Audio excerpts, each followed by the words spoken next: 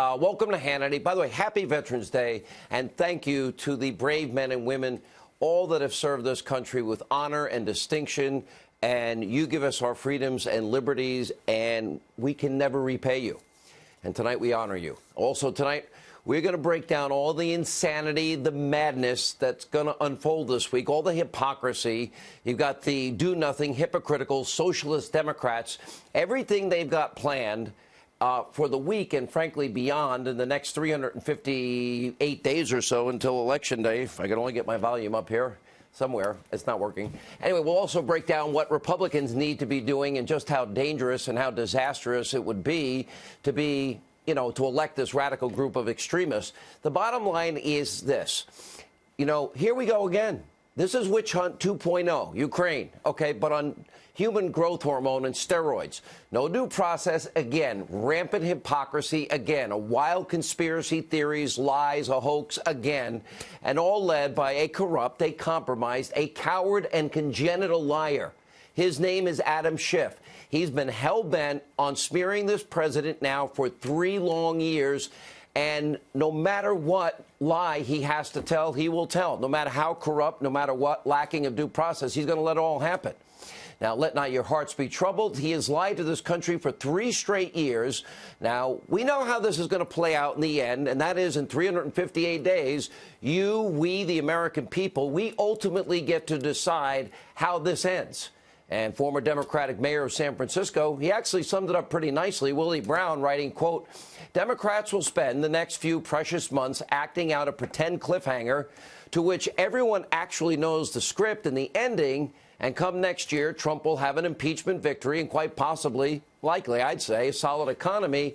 The Democrats will have what? Absolutely nothing. Look at what Senator Lindsey Graham said. Impeachment in the Senate will be dead on arrival. Watch this. It's impossible to bring this case forward, in my view, fairly, without us knowing who the whistleblower is and having a chance to cross-examine them about any biases that they may have. So if they don't call the whistleblower in the House, this thing is dead on arrival in the Senate. All right, the corrupt congenital liar Schiff show trial. This is one big, huge scam, hypocrisy on a level that is breathtaking. Now, here's why. There's no due process. They tried to create the impression of due process. There's no due process whatsoever, because every single piece of evidence, every rule, every witness called in this whole procedure, every question asked is at the discretion of that guy, that big liar, that congenital liar, which is the exact opposite of what Newt Gingrich gave Bill Clinton in 1998. Now, Adam Schiff, the congenital liar, and he alone will have the power to deny any request from the president or his attorneys, ranking members of the Republicans that are on the committee. They have no real power. They have no real say. This is really a corrupt circus. This is beyond a show trial, beyond a kangaroo court. Schiff can deny any witness the opportunity to testify. He can prevent any piece of evidence from being presented. Remember how he lied about having all the evidence all this time about Trump-Russia collusion. He lied about Robert Mueller's findings. He lied about the president's phone call with Ukraine, even fabricating the entire transcript. And then he lied about his involvement with the hearsay non-whistleblower. And despite Schiff denying having any contact with this individual, well, we've learned that, in fact, his office had been, quote, closely advising the whistleblower before he even filed a complaint. Which brings us to our second point, and that is that man running this show trial starting tomorrow publicly is totally compromised. He is a material witness in this charade. In a case, he has now appointed himself judge, jury, and executioner. And then third, Schiff, his radical extreme socialist base, and the mob and the media, none of them are impartial actors that really care about truth and justice, just the opposite. This is and has been from the get-go, a political hit job. And we know this because they've been planning this before the president was even sworn in. Take a look at this. If he takes the risk of going to trial and he's convicted, that could be seen as an impeachable offense. If Trump were caught on a video camera snorting cocaine in the White House, maybe with one of his children, there was at least a chance he'd be impeached. There are tools that Congress has. I don't see how that wouldn't be an impeachable offense. Impeachable offense. Impeach 45! Impeach 45! grounds for impeachment. Impeachable. Impeachable offense. Impeachment. Impeachment. All of that may be impeachable. That's an impeachable offense. Impeachable offense. Impeachable offense. Impeachment. Impeachment. Impeachable offense. Grounds for impeachment. Impeachable. Grounds for impeachment. Impeachment. An impeachable offense. Impeachment. Impeachment. Impeachable. We're going to go in there. We're going to impeach them. Impeachable. Impeachable. If that's not impeachable, I don't know what is. The president shall be removed from office on impeachment. Is it impeachable? 100% is impeachable. Guilty of high crimes and misdemeanors. Grounds for impeachment. Talk of impeachment. None of us came to Congress to impeach a president, but now we have to do our duty. Now, after the Russia hoax, conspiracy theory, lies blew up in their faces, 4 separate investigations. FBI, nothing. House Intel, nothing. Bipartisan Senate Committee, nothing. Mueller, nothing. All right, we won't waste 3 more years. We'll go to a backup plan involving President Trump. This phone call with Ukraine. There are 8 examples of quid pro quos, we were told. Yeah, that's a lie, too. And you know what? It just shows where their mindset is at this time. Now, while the public involved in this, we got the transcript of the president's call. No quid pro quo, no misconduct whatsoever. Just on the other hand, the president doing his job, faithfully executing the laws of this land. And the current frontrunner in the Democratic Party, and that would be creepy, crazy Uncle Joe Biden, he is on tape. Just like the only Russian interference was Hillary's bought and paid for dossier. Oh, the only quid pro quo is Joe Biden on tape bragging about shaking down the very same country of Ukraine with a real $1 billion of tax money. We saw it on tape. He's bragging, telling the country of Ukraine, you have 6 hours to fire your top prosecutor. Well, that he was told was investigating his none experienced son, the son who was paid millions. Fire the prosecutor in 6 hours, you get $1 billion. You don't fire the prosecutor, you don't get $1 billion. Well, son of a bee, they fired him. And at the very same time, that very same prosecutor, yep, we now know was investigating his son Hunter, zero experience Hunter, along with Hunter's company, the Ukrainian oil and gas giant Burisma Holdings. Now, no experience Hunter, no experience in oil, gas, energy, or in Ukraine. So now why would somebody with no experience be paid millions and millions of dollars by a company in Ukraine when his father is the vice president in charge of the Obama administration's policies in Ukraine? Great question. And according to a brand new report from the New York Times, even Biden's own aides were concerned about Hunter's Ukrainian business dealings. Quote, they were so worried about the optics that they enlisted State Department officials to gather facts to determine how to handle the story. So let's recap. You got a congenital, compromised, fact witness, liar leading this circus show trial against a duly elected president of the United States that he personally has been trying to get rid of for 3 years, lying about for 3 years. He's offering no due process, all while the president's political opponent is on camera bragging about the very thing that we're all supposed to be upset about in the exact same country for which President Trump is wrongfully accused. You can't make this up. Read the transcript. President Trump was rightly performing his constitutional sworn duty. That's right. He is sworn to uphold the laws of this land. And by the way, we have an agreement with Ukraine in terms of cooperation on criminal matters, and election interference with Ukraine we know happened.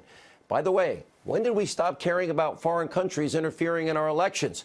Because the same interference detailed by Politico, January 11, 2017, detailed how a real DNC operative working with the Ukrainian embassy, trying to dig up dirt to smear Donald Trump and his associates, bolstering the Clinton campaign. It actually happened. And by the way, there was a court decision in Ukraine that actually told that story as well. There's real collusion. Just like the real Clinton bought and paid for Russian dossier, there really was Russian interference. And now we see Ukrainian interference to help Hillary. And for good measure, President Trump is planning now to release a transcript of another call with Ukraine, which I think is a great idea and should be a new standard, because it's time to demand that all of Joe Biden's transcripts of all of his phone calls with Ukraine be made public. And I think while we're at it, I'd like to see President Obama's transcripts with the country of Russia and Vladimir Putin after he promised to Medvedev more flexibility after my election. And let's also see the transcripts, perhaps, from Obama's conversations with Iranian leaders in the lead up to him giving the hate America mullahs of Iran $150 billion of our cash and other currency. After all, we have to make sure there's no quid pro quos. Now, it's right now time for Republicans to get tough. Senate Republicans need to pay attention. We all know Schiff is going to veto pretty much any and all witnesses that will hamper his narrative, his hoax, his witch hunt in the House. So Republicans have the power in the Senate. That means you have the power to subpoena people. There are witnesses that need to be subpoenaed immediately. And I would start with the whistleblower whose complaint was based totally on hearsay. We know he was close to Joe Biden. We know he's a Democratic activist. We know he had contact with Schiff's office before he filed the complaint. Now he needs to answer some important questions. Where did you get your information? Did Schiff's office help write the complaint? Did they advise you to get an attorney? Go to the Inspector General. What are your ties to John Brennan, your former boss? What was the nature of your relationship with Joe Biden and his campaign? Did you collude with anybody in Schiff's office? By the way, we should also bring in Adam Schiff and Schiff's office. He should have to answer questions. And by the way, members of his staff, by the way, they don't have privilege. They'd have to show up. They can be subpoenaed, and they can all be put under oath in the U.S. Senate. They need to answer for their involvement with the phony whistleblower. It's also time to put Hunter Biden under oath. Did he speak with his father about his Ukrainian business deals? Their statements, we already know and have pointed out, are in conflict with each other. We know the New York Times tipped off Joe Biden that his son was being investigated by the prosecutor in Ukraine. So that would mean Joe, well, he too should be subpoenaed, like Adam Schiff, and Hunter Biden should be subpoenaed, like the whistleblower should be subpoenaed. By the way, what did Hunter say to his father? Did he ask for favors? Did Hunter Biden know that Burisma, paying him millions for no experience, was in fact using his name to get the Obama State Department to do favors for Burisma Holdings? Now, the next person who would need to go under oath is former Vice President, Joe Biden himself. He should be subpoenaed. What did he really know? And when did he know that his son was being investigated? How many people warned him his son was being investigated? When was he aware that the Ukrainian prosecutor that he got fired was investigating his son? And how many times was he told his son was, in fact, investigated? What role did his son play in U.S. policy in Ukraine, if any? And next, Hunter's business partner, fellow Burisma board member, Devin Archer. What did he say to Vice President Biden about Burisma? We have a picture of them all golfing together. Also, Nellie Orr needs to be forced to testify under oath in the U.S. Senate. She worked for Fusion GPS, along with Christopher Steele, her husband, the fourth-ranking highest member of the DOJ. What was her role in proliferating Russian misinformation throughout the highest levels of government? What did she get from Ukraine? Also, we need to bring in, well, former DNC contractor, operative Alexandra Chalupa. Remember, Politico in January 2017 detailed her efforts to meet with Ukrainians in the Ukrainian embassy. Did she collude on behalf of the DNC and Hillary Clinton? Did they actually get dirt from Ukraine? So did she enlist the efforts of this foreign government on Hillary Clinton's behalf? Who ordered her to do it? Also, Ambassador Volker must be called to answer questions under oath as well. Did he have any direct evidence of aid to Ukraine being tied to a political campaign? Was the aid actually delivered? Do you think corruption in Ukraine is a legitimate concern for a president of the United States? Everything that you witnessed this week is all about the upcoming election. The Senate Republicans have the power to bring in all of these people, and they should issue those subpoenas. They've got to reject House Democrats that are corrupt, hypocritical, abusing their power, dividing the country, and really, they need to get to the truth in the Senate. The truth about the fake whistleblower who clearly had a political agenda. The truth about the compromised, corrupt Adam Schiff. The truth about quid pro quo Joe. It's time to expose this witch hunt for what it is. Now, we'll have more of my monologue in just a minute, including an important preview of the upcoming FISA abuse report we expect 1 week from today.